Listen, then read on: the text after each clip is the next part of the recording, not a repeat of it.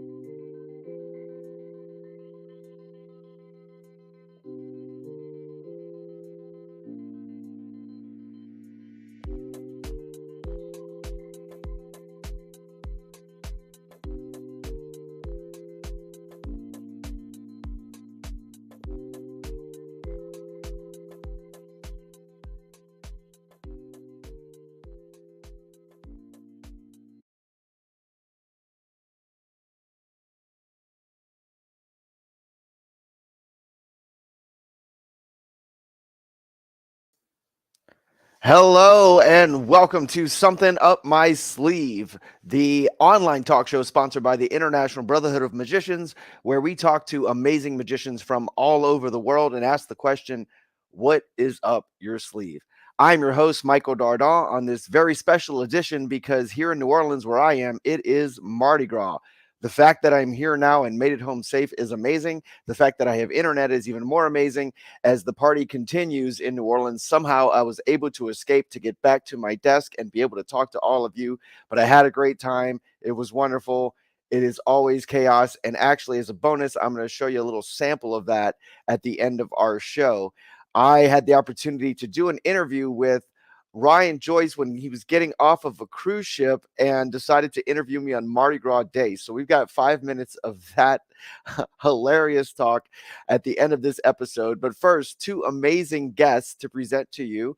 The first one, actually, our incoming president next July. That's right. At some point, Billy has to give up the chains and our new president will take over. And that is Charles Arkin. And I had the privilege of lecturing with him in Oklahoma City this past weekend. So I was able to conduct a live interview with Charles that I'm going to show you guys. And then afterward, we have none other than the Lord of the Rings, as he is known in some circles, especially in magic circles. That's actually kind of catchy. Lord of the Ring. That should be like a book or a movie, I think, or something. That's pretty cool. But Joshua Messado is here, and everyone that I've mentioned that I was going to have him on my show is super excited. You'll see why he's called Lord of the Rings and what he has going on and what he has going on in Pittsburgh. I want to show you guys what's happening because Charles is going to talk more about it when we go to that interview.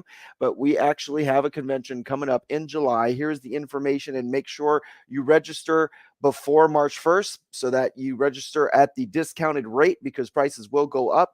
Make sure you're there. It's going to be a family reunion of magicians. Some of the talent that you see presented have actually been on this talk show, but you get to see them live and in person and get to hang out with me because I'll be there as well. I can't wait to see you guys in Pittsburgh. It's going to be amazing. It's July 12th through 15th, 2023. And we're going to learn more about the magic of Pittsburgh as we continue with the program. But talking about this convention and more about what the IBM is doing in magic, I want to show you the amazing interview I had with Charles. So here we go. Something up my sleeve, and this is a very special episode because, well, for one thing, we're live together. We're not on Zoom. There's no divider. This isn't via CGI, but I am here. I'm very lucky to be actually in the same place because we just lectured together today. We're going to talk about that. But we're here with Charles Arkin, who is none other than the president-elect. So he will be coming in as the president of the International Brotherhood of Magicians, and that will be in July. Yes, in Pittsburgh. July in Pittsburgh, right, which is going to be an amazing convention that you don't want to miss. So before we get into the convention and everything, let's talk about the IBM and everything that we are doing to elevate the education of magic. For instance, what did we do today? What is Jam? We had a Just About Magic jam session, a combination lecture and workshop, coordinated by our amazing Sean Farquhar. We reached out to the Oklahoma City, Oklahoma ring, and the key contacts, Jim Short and Justin Tiemann, and we put together a really awesome presentation to their team, a combination of cards, mentalism, techniques, just jamming, and great feedback from everyone involved. It was a fun time. Very fun time. I was so happy to be there. I got to be honest, I left so early in the morning. I was tired, I was cold. And you know, when you're just like not feeling, now I got to talk about magic, but everyone was so into it and they were so excited and asking amazing questions that all of a sudden I felt like a little kid again in a magic shop where I was so excited. I was speaking too fast. I was tripping over my own tongue because I was excited to answer all the questions and to talk about all these different routines and ideas. Oh, that's awesome. And you had a lot to share. You had a full table of things. Yeah, I was focusing on card tricks and what I call classic mentalism.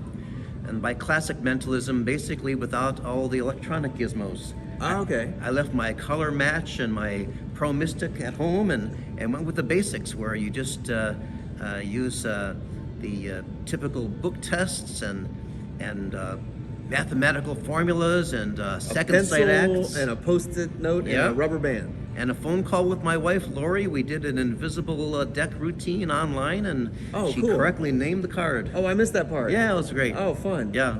I love that. Okay, so the technology did include the phone. The phone, yes. So phone can count, that's technology. Phone's okay, yes. To the Amish, that would be magic. That's right? true, Yeah. very much. Now, I got to ask you the question that I ask all my guests, Yes. which is, what is something up your sleeve? What makes you you? What do you bring to the table as a performer? What do you have up your sleeve? Wow.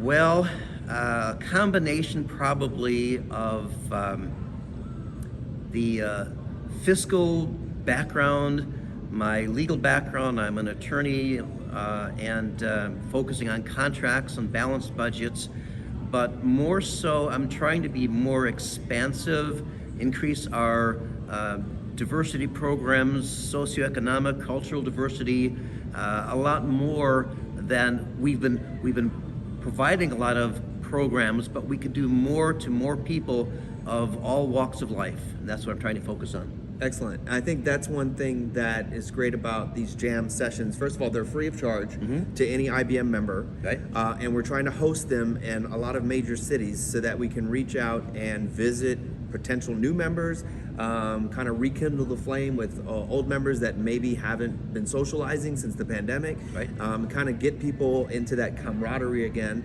And JAM stands for? Just about magic. Because it's just about magic. That's right. No juggling. Right. Okay, we did a little bit of juggling. We did today, a little yeah. bit, yes. I was showing off my new pocket clubs. Yeah. That my travel size clubs. Those were exciting. Made it through TSA. So just magic and maybe a little. Yeah, I did actually. Yeah, they didn't give me amazing. any trouble about that. They did. They were suspicious of my bag. They always are. Right. And anybody just getting into magic know that. You will always look suspicious going through airport security. There's really nothing you can do because we have very odd things that we carry with us that don't make any sense to the muggles, to the normal people, especially the ones at airport security. Very true. I like asking that question as well. Do you have any, I didn't ask you that ahead of time, do you have any airport security stories? We were sharing some earlier. Well, when I was younger and more foolish, I was finishing up a business trip and decided to get some additional props for my next event, and I went to an Army surplus store and got a used grenade, and that made it through security. Really? Yes. And then when I did a lecture in Europe a few years ago, I was met by the local SAM president who worked at the airport, which was fortunate because I had these confetti launchers, which basically is a small pyrotechnic CO2 cartridge? No, this was just flintlock, but I had about 50 of them in my carry-on luggage. Oh, wow. And fortunately, I was able to go through security because I had a friend at the airport.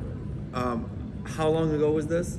This was back in 1989. Okay, so we're talking, all right, so Pre 9/11. Yeah, so Yes. things were different pre 9/11. Yes. So essentially, you brought 50 objects that look like little triggers, flip Yes, wheels. yes. And with no explanation. Right. But let's put a pin in that and go back to the grenade. See what I did there? Yes. Because you, and of course, I'm guessing that was pre 9/11. Yes, it was. Yes, it was. I don't think it would be very easy to bring even a toy grenade through airport security now. No. You're like, what is this? This looks fine to me. This is cologne. Yeah, it's a prop because I'm a magician. Yes. So Wouldn't play well. But it was a real grenade, but obviously not an active one, but Right. Okay. It was an old empty grenade. Picked up at an army surplus store.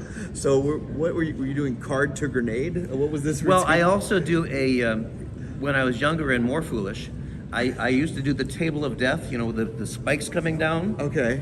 And part of it was, you have the table held up by a rope. They lit the rope on fire, and if the fire burns through, the table comes down, impaling the person in front of it. Well, I wanted to spice it up a little bit more, so I figured not only have the spikes coming down, but their grenade goes off. Wow. So the grenade was a prop for the table of death. Wow. Yes. We have a drink in New Orleans called a spiked hand grenade. Yep. That's what it reminds me of. Excellent. You'll get to try one when you come visit me in New Orleans. Love to. But before you come visit me in New Orleans, because finally, after 20 years, we have a magic convention in New Orleans. Yes. Before we go there, we're going to meet up in Pittsburgh. Yes. Tell us a little bit about what's happening in Pittsburgh. We've got a phenomenal convention putting forth. We have Sean Farquhar, our talent chair, who's putting together an amazing lineup. We have several new programs. We have a first-timers program. We've modified our Merlin breakfast because people didn't want to get up at 6 or 7 in the morning. So Really? Even the Order of Merlin? That's people true. that have been in magic Yes. for 180 years? Right, so it's a Merlin gathering, it's more lunch casual. We're having more receptions, we're having a expanded VIP program. We've expanded our youth program. Typically it's been the Lance Burton Teen Seminar, which means teens, but this year expanding to have scholarships for any youths under age 17. So a 9 or 10-year-old youth interested in magic could qualify for the first 40 people that register to come to our convention and enjoy everything we have to offer. All we need to have is make sure an adult guardian is with them. Wow. Oh, that's excellent. Yeah. There's a lot of people I'm meeting that either one of the parents is into magic and now the kids got sparked an interest. That's great. My nephew just got his first magic kit. That is really good to know. So kids out there watching, well, first of all, it's past your bedtime. But secondly, thanks for watching. And did you hear that? You may be able to go to the whole convention, experience this for free because of this new program. That's excellent. Yes. And really, that's the generation that needs to learn this stuff. Right. They need to get off of the one angle YouTube videos and start learning how to perform for a crowd. Definitely. And the talent lineup, I must say, is pretty amazing. I hear there's this guy from Louisiana named Michael Dardant who's going to be there. This man is just phenomenal. You don't want to miss him. That's what I've heard. Yes. And I guess this is the official announcement because Sean just sent me the contract. So Oh, very good. Now I have to sign it because I'm saying on camera, like, I will be there. I'm performing as well. You are committed. I'm committed Yes, now, sir. absolutely. Yes. Well, the whole reason I came here to Oklahoma City is because Sean asked me to, and we have such a great relationship. He has been such a mentor to me.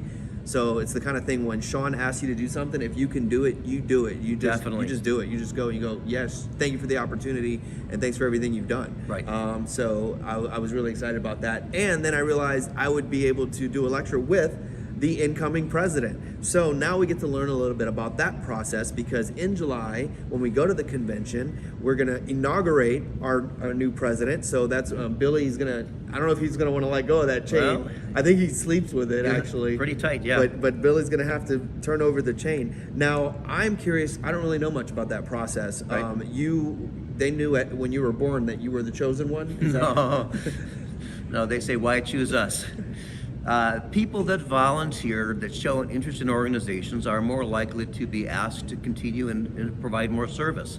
So I started out in magic back in 1985 in Wisconsin. After a few years, took over from Ralph Sayre as the Wisconsin Territorial Vice President. A few years later, going into the future, with mentors, Dr. Richard Mossy, Don Weiberg, they encouraged me to become more active, involved me in some of the committees. I was on the audit committee, a bunch of different advisory committees. And then in 2014, I was nominated by the board to be international treasurer. And I served there for 7 years. And then they decided to ask me to move up the chain. Basically, the chain is the badge with all the different past presidents on it. I was very humbled and honored and looking forward to the opportunity, but the key is it's not one person. We have a fantastic team all working together.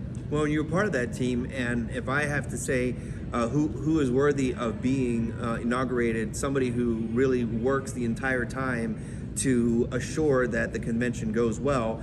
And in Atlanta, at our last convention, this guy was there constant. I don't even know when you slept because he was always behind the counter, always making sure everybody was getting the giveaways, showing people how some of the tricks work that were back there that you could get, like the insurance policy, the new IBM deck that was put together and all. Yep. And I guess that's what it takes to prove that you're really part of the organization, that you're helpful, and you're helping to educate the world of magic. So how far in advance, because Billy knew a few years ago that he was president-elect, so how far in advance do they? So after one is serving on committees or other functions for various periods of time, whether you're on the IBM board or just in the entertainment industry, at some point in time there will be a nomination. There's a nomination process for a person to serve as international vice president. and I was asked to serve in that position. And it was determined, and there's no guarantees from VP moving up. So I served in that position, attended a lot of conventions, helped promote the IBM further, and then the following year I was nominated by my dear friend Oscar Munoz for the International President-elect, and the board accepted and the membership accepted. And then once you're International President-elect, then the following year you automatically succeed to the position of International President. Have you heard my Oscar Munoz impression? No. My name is Oscar Munoz. My mom used to tie me up. Very good, very good. Not bad, right? No, excellent. Maybe I have the potential to be a president later. You may, yeah. If all it takes is doing a few impressions of past presidents. There you go. I could do a few now. I think I'm Yes. gonna have to start making a list. Yes. That's awesome. Yeah. Excellent. And I just wanted to reiterate, in case anybody, we assume everybody's watching knows all about the IBM and what we stand for. But if you're just tuning in and you want to learn more about it, you can go IBM.com. www.magician.org. Magician.org. Sorry, I was way off. Go to IBMconvention.com for more particulars on our convention itself. With the IBM at magician.org, we have many, many resources, not just the monthly linking ring distribution, which is available in every language, digitally and print material. We have resources for members to learn, Ask Alexander, just tons and tons of resources, special instruments available, a lot more available at magician.org. And that was the main point I wanted to reiterate, is that we are international. Obviously, there's a lot of Americans involved, and normally the convention is held somewhere here, but our president currently is Canadian, right? And that is actually considered international. Yes, definitely. They're actually, that's another country. It is another nation, so it's a whole other country. Yes, amazing. Yes, and a really nice country too. Yes, like they're so super nice. I don't know why we pick on them so much, because I love all the Canadians we've met, especially in the magic world. Absolutely. So an international organization, we're seen all over the world. I learned a lot from the linking ring and about the history of the chain as well. I was really impressed with what I learned about that, because it's so cool. If you haven't seen, Billy's been sporting it, wearing it all the time. It not only looks presidential, but it looks very magical as well. Yes. So other than the weight of it, I'm sure you're excited to put that bad boy on. Yes, Billy's worn it very well. We most recently were together at a convention in Columbus at Magi Fest, where he made some wonderful presentations to Josh J. and Andy Gladwin. So Billy's just done tremendous during his year as president, and I look forward to following him and helping to carry the torch.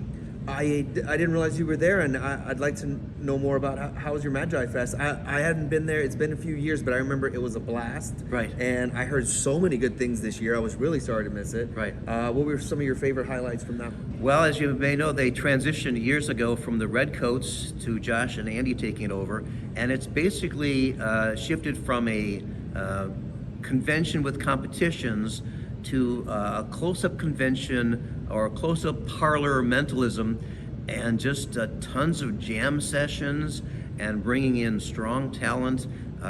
Dealer room robust. Many of the dealers are going to be at our convention in Pittsburgh, so hopefully you'll join us there. And that's a great reason actually to attend these events live, because it's really a different age that we live in, that there used to be a magic shop in every town that you could go and see things demonstrated and have a hands-on experience. Ordering things online when it comes to magic tricks, it's kind of tough unless you know exactly what you're going for, because you've seen it at a convention, you've seen it before. It's really difficult to get into it and understand it and figure out if it's something that's going to work for you when you're not there having that hands-on experience. So I think one of the main reasons people want to be involved at these events is the dealer's room. Yeah. To be able to actively see this stuff in person. See the dealer's demo, have discussions. Does this fit my particular act or routine? It's a great wealth of information and a lot of great sharing of ideas. So we have the convention in July, we have several jam sessions being set up throughout the nation, and of course online shows like this one that the IBM is putting on for you. And you can tell your friends if they miss this, it will remain on the IBM Facebook page for at least 24 hours, but I think longer. Right. And then all of these programs, including some of the lectures we're doing online, are available once you're a member on the IBM website as well. So a wealth of knowledge at your fingertips. Right. Be sure to check out Ring 2100, which is typically, I believe, the third Thursday. Yeah, it was of each today. month. Yeah. We couldn't participate because we were doing the live lecture in Oklahoma City. Right. But Ring 2100 met today. Ring 2100 is open to any member as well, and it is basically a virtual ring. So anybody can participate. It's always held online, and it's always the third Saturday. Right. Third Saturday of every month. Alan Fisher and Ryan Pilling, excellent job coordinating. Kudos, kudos, kudos. Great job. Absolutely. This has been great. I wasn't even watching the time. No, time flies. So I guess what I want to close with is tell us a little bit about you in the magic world, and maybe personally what your goals are as far as performing magic, what type of magic you really want to learn more about, Sure. or what you want to share with people. Sure. Well, I've evolved or devolved from the stage. I used to have some larger illusions. I was really focusing on doing a lot of escapes, the bed of spikes, the table of death, as my wife would call it. She said, "Don't do it, don't do it, don't do it." But there's more people that are focusing on the smaller stuff, the close-up, the mentalism. So that's what I'm trying to do. I'm trying to have more acts that travel in a suitcase rather than in a trailer. So you were into the dangerous stuff. I was, yes. Wow. So that was a draw for you. It was some kind of crazy thrill on my part. It's for me, I loved watching other people do it, and I was glad that I was kind of drawn toward the comedy side of magic. Right. Because when I see some of this stuff, it scares me. Yeah. I'm like, no, you know what? Let David Blaine handle up on that, getting like eaten by a sand monster, because I'm not into it. Right. So I'm glad that you're focusing more on close up, and you won't be embedded by spikes or have a grenade go off at airport security. Right. No more of that stuff. Yes. Yes. That can be dangerous. Did you ever work with animals? I had a trained Australian white-lipped tree frog. Yes. What? Yes. That's not what I expected at all. No. I was waiting for this horror story about a No. rabbit or dog. I always get these like horrible, oh well, I had this rabbit and it makes me sad now kind of thing. But So I did a tree frog? Yeah. So I did a bit of comedy magic. Okay. And one of the bits was I had this dove pan, and I would do the abracadabra, and I changed it into a dog. But instead of a dog, my frog pops out. Ah. And then he had these suction cups, and he would climb on me and all. These really cute, and you know, the kids would like to pet rabbits. They like to pet the frog. That's absolutely riveting. It is very good, and many were convinced that this was a prince or princess, and they asked, "Well, if we kiss it, will it turn into?" And I said, "No, we don't want to do that, because he's happy with where he is, and we should all be happy where we are." I think, isn't that how COVID started? I think so. From some kid kissing a frog at It a must birthday have party. Wow. Oh my goodness. I did not expect tree frog. That's There you go. amazing. Yeah. Okay. You're gonna have to, you know what? We need to put some like pictures on the Facebook page. Do you have I wanna see, do you have any past pictures with you and the frog? We will bring them out. Yes. All right, Yes. we're gonna have to see that so everybody can check it out, because I don't think many magicians can say they worked with a white-lipped Tree frog. Tree frog. Australian white-lipped tree frog. Trained. Yes, trained. And trained. Yeah. Trained because You would say sit, and he would sit there, and you'd say stay, and he would stay. Yeah. And you say climb, and he starts climbing up your arm. It's really cool. Wow. Yeah. They just the suction cups. that sounds Yeah. so fun. Yeah. And yet scary at the same time. But no, I love frogs. It's Yeah. amazing. Did you ever get to a point where maybe he'd pick a card? No, he wasn't that smart. Okay. Yeah. Well, But maybe you could classic Force the Frog or something. Or like, I can picture with the suction cups, like just like slinging them onto a card and he just pulls Yeah. one away or something. Yeah. Wow. All right. That's amazing. we're just thinking out of the box. yeah, totally. We're out of the cage. You're out of the Aquarium. Aquarium, Yeah. yeah. Out of the pond. Yeah. Yes. Beautiful. Well, thank you so much for being a part of this. I'm so glad this worked out. Happy Mardi Gras, by the way. Thank you. I love this Mardi Gras attire. Thank you very much. You could totally be in a parade right now. Well, let's you could do totally it. be the Grand Marshal Let's just do dressed it. like this. Yeah. Yeah. So Let's start a parade right now. We can. We can. We're not in my hometown. It would be so easy. Yeah. Maybe not here in Oklahoma City. They might look at us strangely. Yes. The security guard was already looking at me funny. I think he's not used to seeing magicians or something. Right. I don't know. Yeah. But yeah, so we're going to go start a parade. We're going to get rolling. But stay tuned for more. And ladies and gentlemen, I present President-elect Charles Arkin. Thanks so much. All right. Thanks again, Charles, for being a part and taking time out to do an interview with me during our crazy jam session. And thank you to all the Oklahoma City magicians for putting on that amazing jam. Again, jam stands for Just About Magic.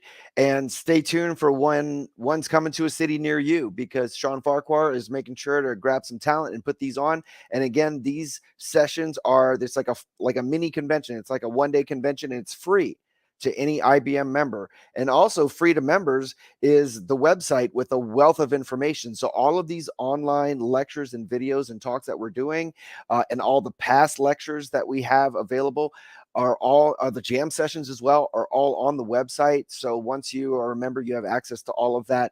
And then of course you should join us at the convention in Pittsburgh. Now, if you've been following our show, then you know that we have a special contest we do each time called the Magician's Pose Contest. So I have selected some pictures, and we're going to have that contest now. The way it works is I will show you some magician's poses, and you choose the best one, and then we will have a winner of who did the best magician's pose. So let's get that cranking right now. We are going to start with, actually, let's start with Charles. Charles has an amazing magician's pose, which is actually, it's a kind of a 101 pose here. So here's our incoming president, Charles Arkin, with his favorite magician's pose. Now, they teach this to first-year students at Hogwarts. It doesn't actually do anything. It just looks cool. So he's not really casting a spell. This is just for the photo op. When they do the group photos of the classes at Hogwarts, everybody like poses the same. They pose with the same both hands out, except for I think Slytherin did something different just to be different because they're little jerks. But for the most part, everybody learns this. This is the basic pose. And Charles, when he's inducted as president, will be teaching us all how to do this magician's pose. So that is contestant number 1, Charles Arkin, incoming president, with the pose 101. Now, my next guest, soon to be, who just made it backstage, is soon to be here. I love this picture. Here we have a very slick, very cool looking, kind of a freeze frame with the cards springing. So this is a beautiful magician's pose by Joshua Messado. So if you want to vote for contestant number 2, this is Joshua Massado's magician's pose. I love the spring of the cards, the look. I mean, this just looks absolutely classy. Beautiful pose there. But there is another contestant, so don't vote just yet, because check this out. I actually decided to include in this one, because I hadn't yet, my own picture. And this is magician's pose number 3.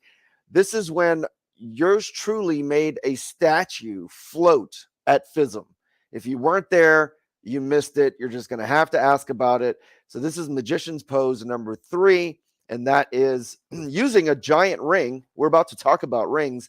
That was a giant hula hoop. I want to thank my friend Dave for, I think he beat up some kid to snag that hoop for me. And we had a great time working this one out. So that is your third pose. So I'm going to go through them one more time for you, and then go ahead and just put in chat either 1, 2, or 3. Everybody who's watching this can participate. You each get 1 vote. So we have, first one is Charles with the magician's pose 101.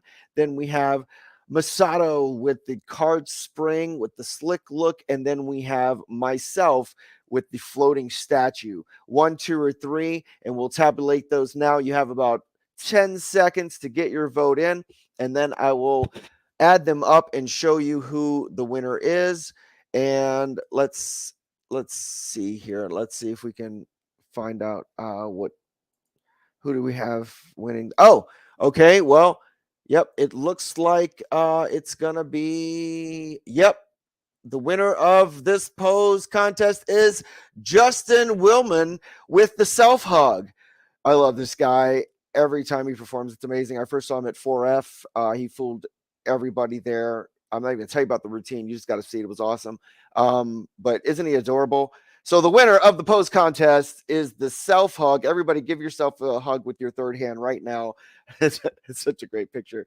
Justin Willman with the self hug, winning the pose contest. Now, I had this all planned out with an awesome video.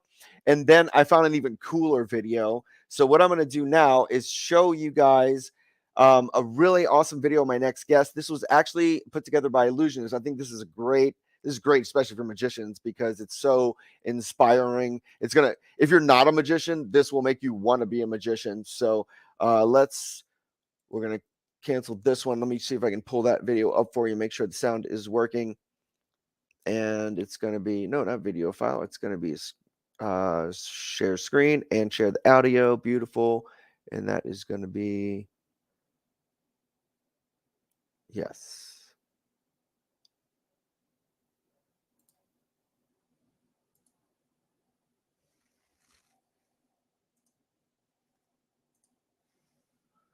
Three, two, one, and action.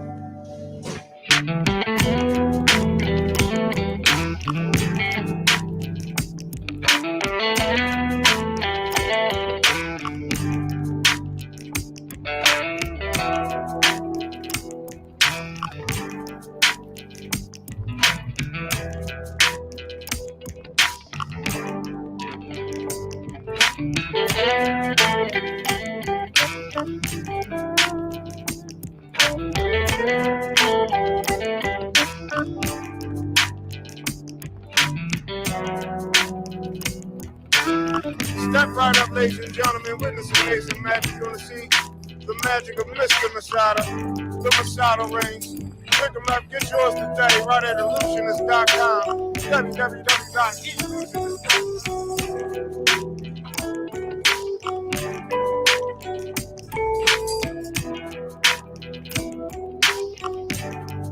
You're magic.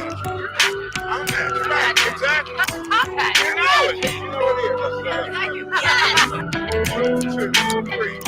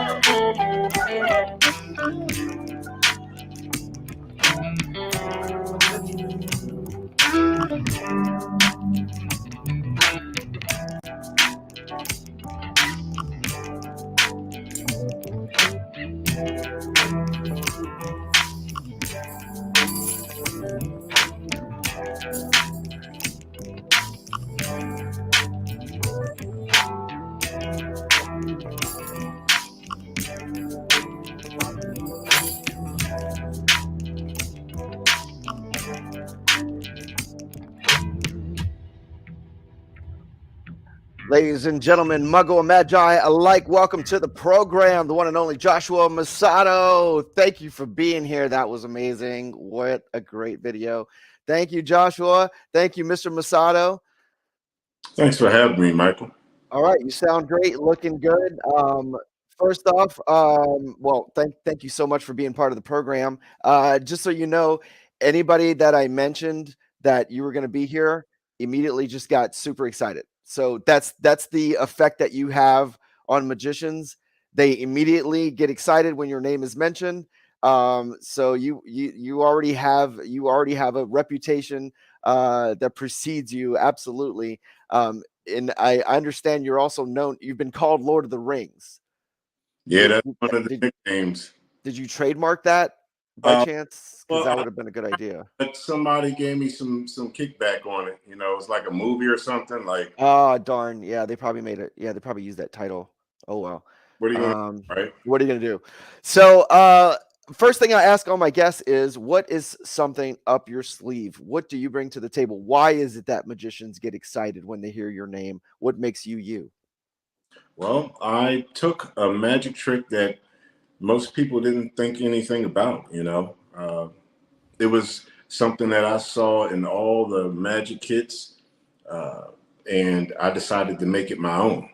You know, I took this mindset of taking something, doing one thing like almost better than most. You know, and it's taken me a long way.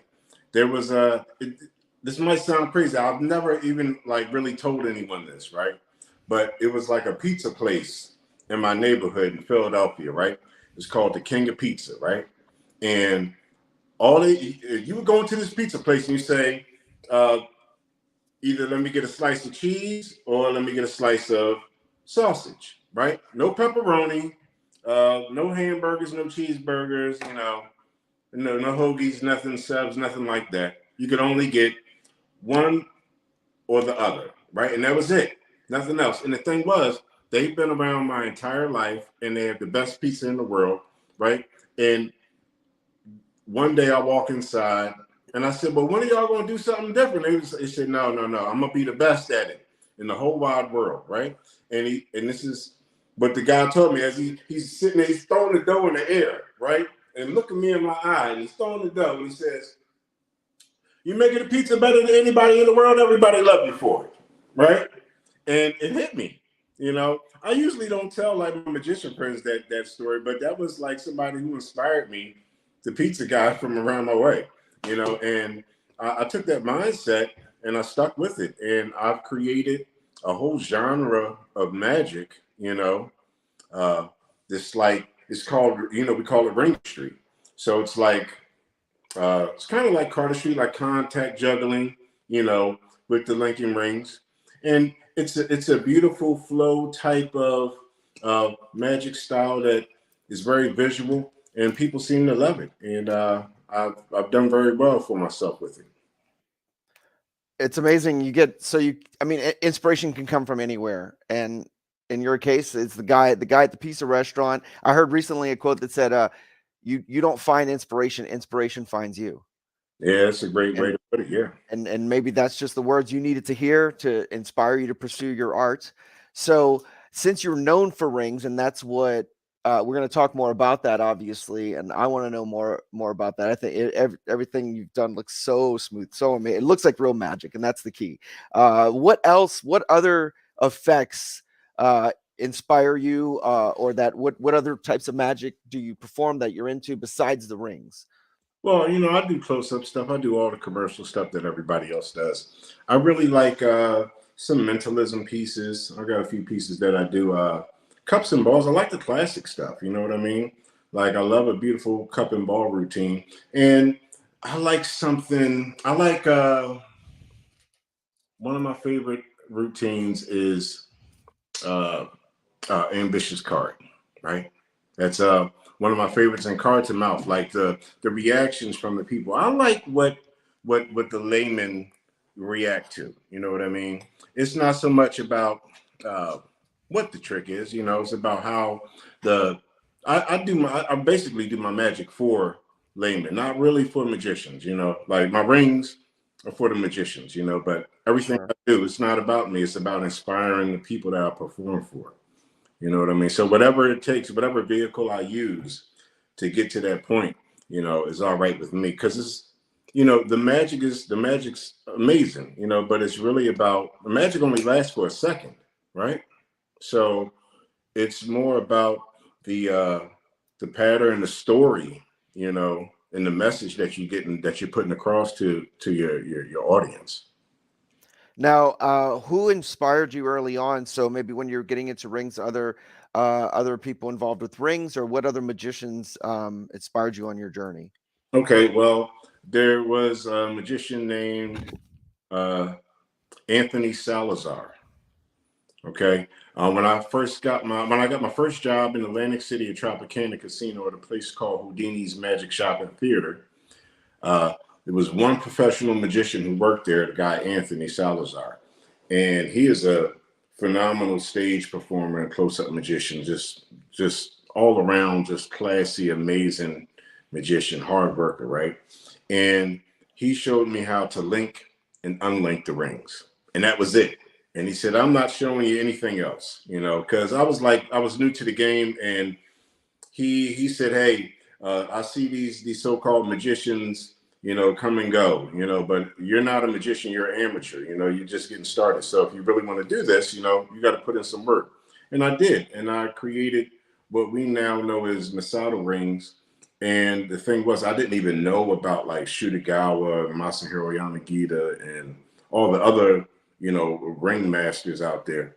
And I came across Masahiro Yanagita and Shutagawa for the first time in a place, what was it? It was the IBM convention back in, oh wow, you pulling up. All right, yeah. We can get a visual of some of your amazing effects while you're telling us about it. I didn't pull up the sound, but Yeah, I'm happy to. it was Masahiro Yanagita, but it's a way cooler video that you could pull up. Like you should. Okay. What is this on YouTube? Yes, yeah, that's what I found when Okay. I was going through your stuff here. Well, Yeah. mainly I kept this one because you did a move that was just basic. I wanted to show it and then just say incredible and leave it at that. I didn't want you to have to explain anything or anything like that, because it was just some of the movements are so slick and smooth, and it brings us back to, I believe, like if you the brass tacks of magic, where it seems that we're changing physical objects, that the physicality of the rings are somehow changing, like a solid object is changing. And when you go back in time to like probably the start of illusion and prestidigitation, that's probably how magicians portrayed themselves, is the ability to change a physical object. The rings look like they're melting. One thing I wanted to ask you is, because some of it looks like a dance, it looks so smooth. Is there certain types of music that you listen to while you're working on your rings and while you're developing these?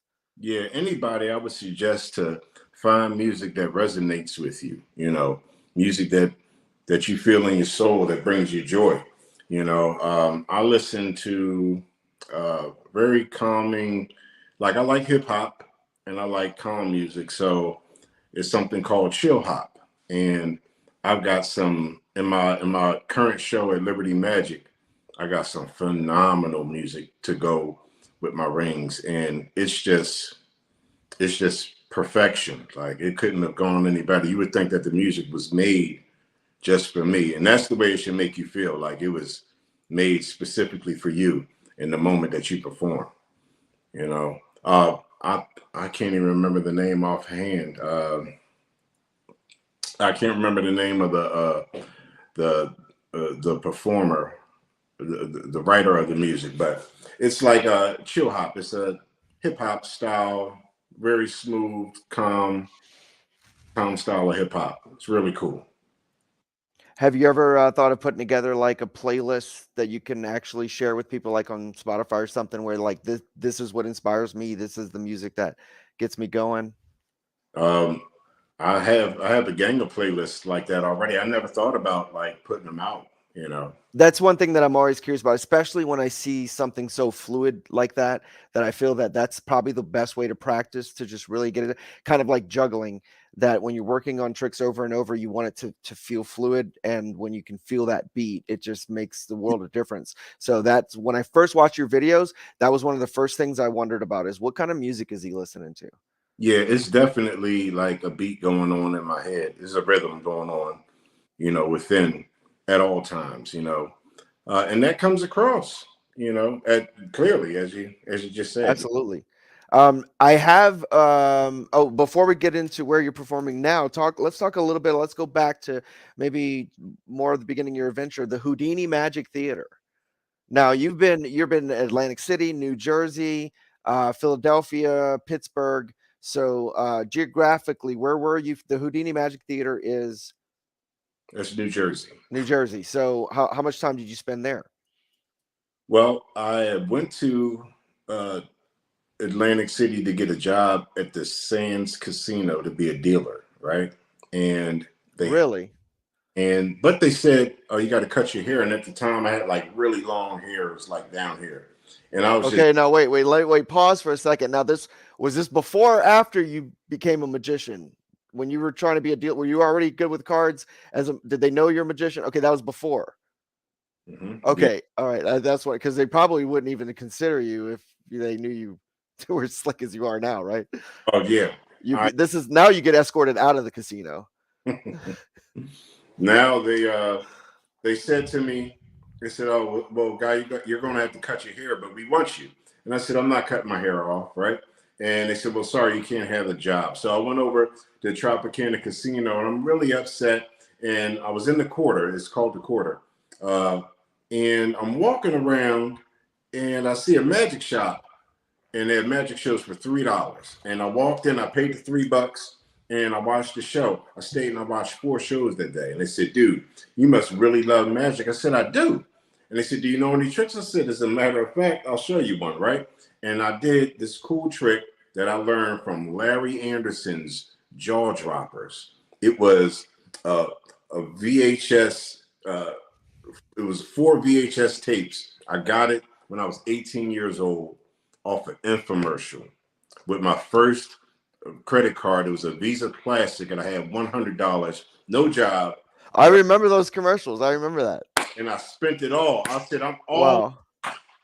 Right. Wow. $100, right? And I never paid the $100 back, right? I never paid them, right? So I didn't have no job. I said, "They giving me $100." I said, "Oh, they messed up." And I saw it and I ordered it. I picked up the phone, right? And I dialed the 1-800 number, right? And well, you remember when the phones used to be on the wall, right? You look like you were doing the whole rotary yeah, in one of those phones. Yeah, I had one. The young people don't even know what you're talking about, where you had to turn the whole dial around. The whole thing, yeah. And so I dialed the 1-800 number, and I put in the order. And how long does it take for Amazon to deliver nowadays? Like 2 days, right? Because I got Prime, right? Or 5 minutes sometimes, yeah. Yeah. Back then, it was like 4 to 6 weeks. So I was looking for it to come, and it finally came, right? And I opened it up, and it had the VHS tapes. You remember VHS tapes used to be this big, right? It used to be like that big. I put it in the machine, right? And I practiced and improved the card trick that came with it, right? I practiced and improved so much with that trick. I landed my first job in Atlantic City at Tropicana Casino at a place called Houdini's Magic Shop and Theater. And they said to me, they said, "Dude," they said, "you're really good." I was like, "You think so?" And it was like, "What got you into magic?" I said, "I just wanted to amaze the ladies. That's all, you know?" And they said, "You know what? I said, "Do I fill out an application or something?" They said, you should apply to be here." And they said, actually, they said audition. So I auditioned, and they hired me. And they had a 21-seat theater in there. And I started doing my first magic shows. I was already a great salesman, and magic was already amazing. So it was easy to sell magic there for me. And I was one of the top sellers. And then I started doing magic shows. My first show, I had like 30 tricks in the show. Wow. And it was a 20-minute show. Like, so it was horrible. It was horrible. Like everybody sucks in the beginning, you know. And I practiced and I improved and I got better. And I started picking up the rings. One day they said, we need you to stand out front and coach some people inside. So I said, "Okay, cool." And I had the rings in my hand because they made a lot of noise, you know, and it would catch people's attention. And every day I would develop more and more of a routine. And I never thought anything about it. I was just doing my thing. And people started saying, "Hey, let me see that ring thing you do again. Let me see your rings again." And it kind of developed and grew into its own thing, you know. And it's been, I owe a whole lot to magic, you know, because of this trick, you know. Now, at that time, were you using larger rings, or were you using that size? It was the larger ones. But they were a bit bigger. Oh, okay. maybe I think they were like 5-inch rings or something like that. Yeah. Definitely an attention getter. Yeah. So visual. Yeah, and it would capture the attention of the passerbys, right? And I would coach them into the theater and sell them tickets to the show. And I did that every day for like 8 hours a day, you know. And you do something for 8 hours a day, you can't help but be good at it, you know. Yeah, absolutely. And then now you're performing regularly at the Liberty Magic Theater, and this is in Pittsburgh. Yes. And so we can see it every Sunday. After every Sunday, what I was curious about is it says School of Magic. Is it a show, or are you? No, it's a show. It's a show. I have a video I'll pull up, but you can describe to us. Tell us about the video. Kind of shows information about this awesome theater, and want to point out to everybody that if they're going to go to the convention in Pittsburgh, maybe come a couple days early, stay a couple days late, because Wednesday through Sunday, I believe, are the dates that you can catch a show at this amazing Magic Theater. So that would be a good idea when we're all hanging out in Pittsburgh, so we can see some magic here. Let me pull that up. Let's see. But yeah, if you would more about what you do there. So at Liberty Magic, I pretty much I did everything there. Like I would do front of house magic. I would perform for the patrons. No, this is this is Lee Terbosi. He's a It's that was under the Liberty Magic. I thought that was advertising for. it might be, you know. Oh, okay, yeah. It just shows a bunch of different guys. There's Eric Jones. Yeah. I actually haven't seen magic this. To me means the world. I've been dedicated to the. Yeah, so this is Lee Terbosi. He just performed it in my home 2 weeks ago. is what it's all about. To try to bring. That's my best friend Eric Jones. Magicians that are friends of mine to this city. To give Pittsburghers the opportunity to see. Eric's unbelievable. So is it close up and stage? Yes, like the way Magic are really exciting because they allow you to come in, sit down, and experience magic really close up. He's coming back. This is a very for the exciting and developing genre of magic. It's magic that happens right in front of you with only 60 or 70 folks in the audience. Everyone in the room is involved in the magic in some way. So when audiences come to Liberty Magic to see a magic show, what I hope they bring more than anything else is skepticism. What I really want to do is I want to break down all of those boundaries. I want to take everything that they think they know about magic, turn it on its head, and give them an experience that they won't see anywhere else. So it's a beautiful 67-seat theater, and we're open Wednesday through Sunday. We have 7 shows a week. All right. There's Wednesday, Thursday, Friday. Shows are at 7:30 p.m. Saturday, shows are at 5 p.m. and 8 p.m. And Sundays, shows are at 2 p.m. and 6:30 p.m. But actually, since I have the longest running and best-selling show at Liberty Magic, it's been running for almost a year now. They've decided to add another date, which would be a Saturday matinee show for the family show, School of Magic for the young and young at heart. So come on out, especially when everyone's there for the IBM convention. I'll be here. You know, don't come to Pittsburgh and don't check in with Mr. Messado. You know what I mean? Hit me up, you know, everybody. Absolutely. Can't wait. So look, I haven't booked my flights yet, so I want to make sure I get extra time there.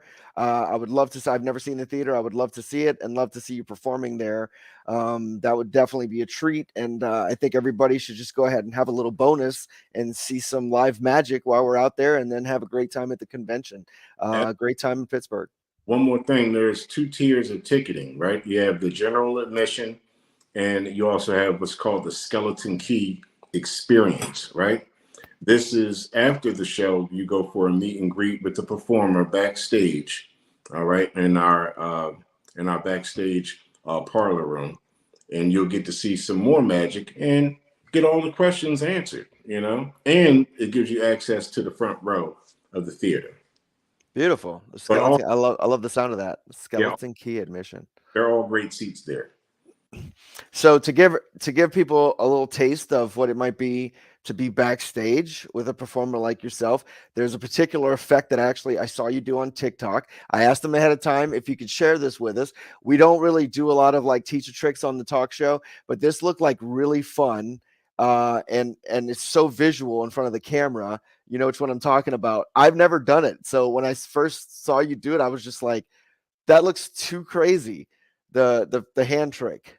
Okay. Yeah, it's called Portal Hands. So I wish I could keep you for another 3 hours because I know we have a million questions, but I'll let you close with this one. If you want to share that with us, that would be phenomenal. Well, I mean, I'll show it to you, but I wanted to close with something even better. Oh, absolutely, absolutely. Yeah, no, for sure. Okay, I'll show it to you though, right? Okay, all right. And watch, you go 1, 2, 3. It looks so good. It's so crazy. Yeah. And it's really simple and easy to do. I'll show everybody how it works, right? You open your hand up, and as you bring it down, you go 1, you go 2, and you go 3. So you're doing this and then this, right? So you want to keep the effect that your hand is passing through. Wow. Yeah. The timing of it. It looks so good. Okay. All right, but thank you. No, I didn't even. I did not ask him to do anything. I never asked my guests to like have to. I just wanted to be like chit chat and relax. But by all means, if you have something to perform, we would love to see it. Mike said, Josh, I give you $5 if you do the rings for me. I want my $5. Man. Absolutely, yeah. Are you ready? And I'm gonna send you your VHS tapes. And watch. And 1, 2. That's 3. Now, as easily as they go together, bam. Watch the bottom ring.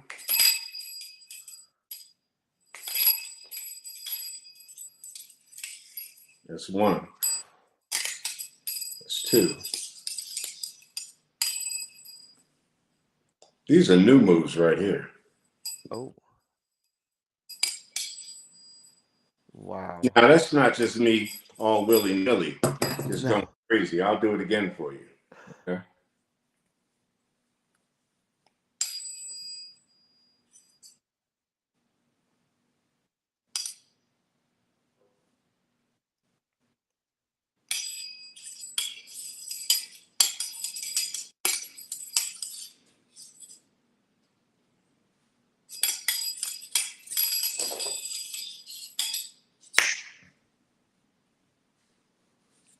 Wow. And that, my friends, is the magic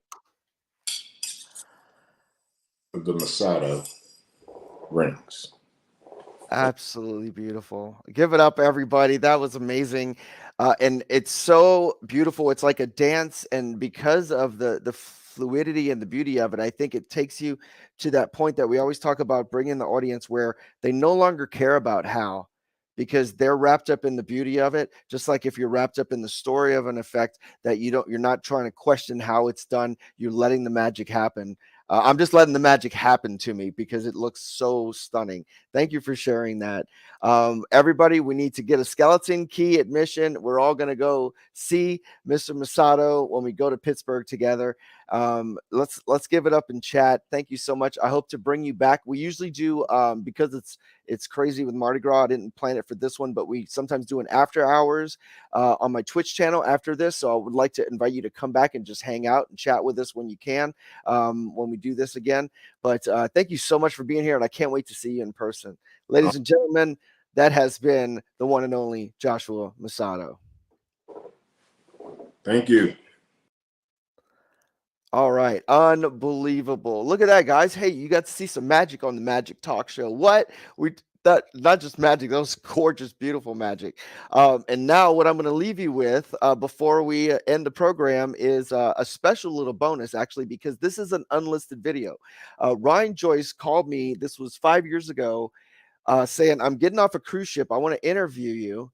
And I said, when is this? He says, Mardi Gras Day.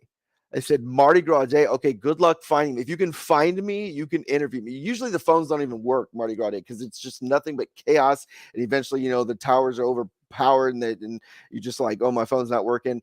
You lose your friends, but you always have a good time. You're just wandering around. But he found me. He found me. And I believe the reason the video is unlisted, so this is a special treat just for you guys because it's an unlisted video. I believe the reason is the very beginning of it kind of shows Matthew McConaughey half naked. I'm skipping to right past that point. The reason that was in there is because at the time, Matthew McConaughey and Zac Efron were actually at my house. I'm not making this up. You can't make this stuff. They were filming a scene for The Paperboy, and they used my living room and bathroom at the house where I lived in the French Quarter for this scene. If you want to see Matthew McConaughey half naked, then please, you know, go watch The Paperboy. It was filmed in New Orleans, and watch for the bathroom living room scene with Zac Efron and McConaughey, and you'll see what we're talking about. But he references that at the very beginning of the video, so you'll know now what it's talking about. But I think it's now we can show it on Facebook. We can show it publicly because I'm going to fast forward through that part. So let me add that to the stream in just a moment here, and you just have to get with me on like the Twitch channel or something if you need to know more about the Matthew McConaughey thing. But this is, remember, I'm going to remind you, this is Mardi Gras Day 5 years ago, an interview about magic, but during the chaos of Mardi Gras in New Orleans. So I absolutely had a blast with this, and when I found it again, just love this video. Here we go. It's called Evolving Magic. How does magic evolve? Historically, magic has gone from the streets to center stage and back again. What role is technology playing on our art form? Will magic finally be recognized as an art form? I'm not sure. So for the next year, these are the kinds of questions I'll be asking. So how does magic evolve? So Matthew McConaughey, bare ass cheeks on your toilet. Starts with an idea. Not right now, though. He's not back. I have told him, listen, you can't just use the bathroom here whenever. No. This is Michael Dardone, an international award-winning magician in both stage and close-up. I stopped by for a visit to talk magic. You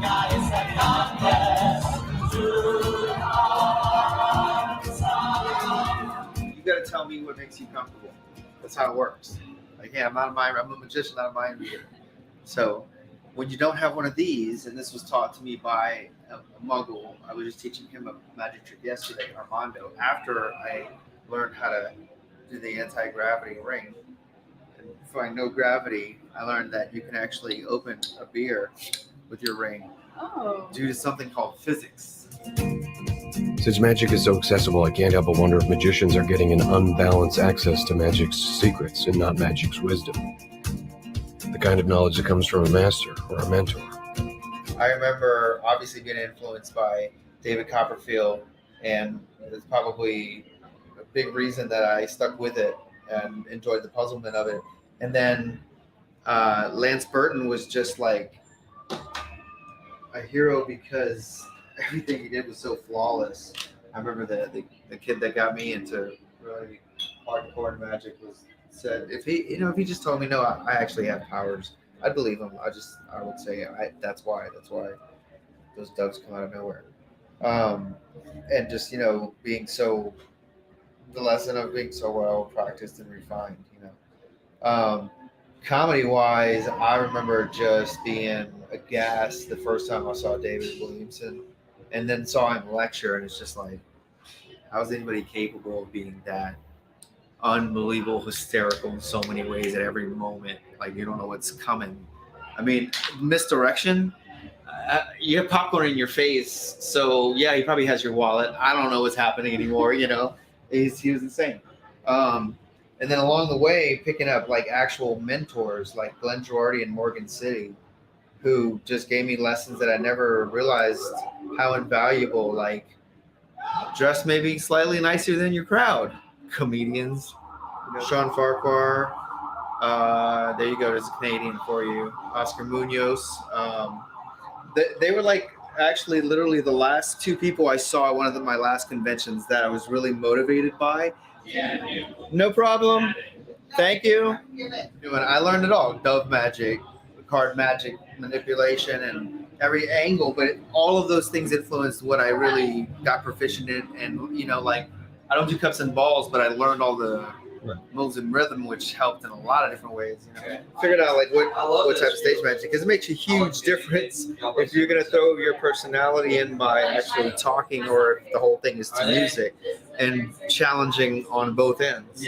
So that's one thing you have to figure out. But from that point forward, story, premise, like what are you about? Because are you just showing off? Look what I can do.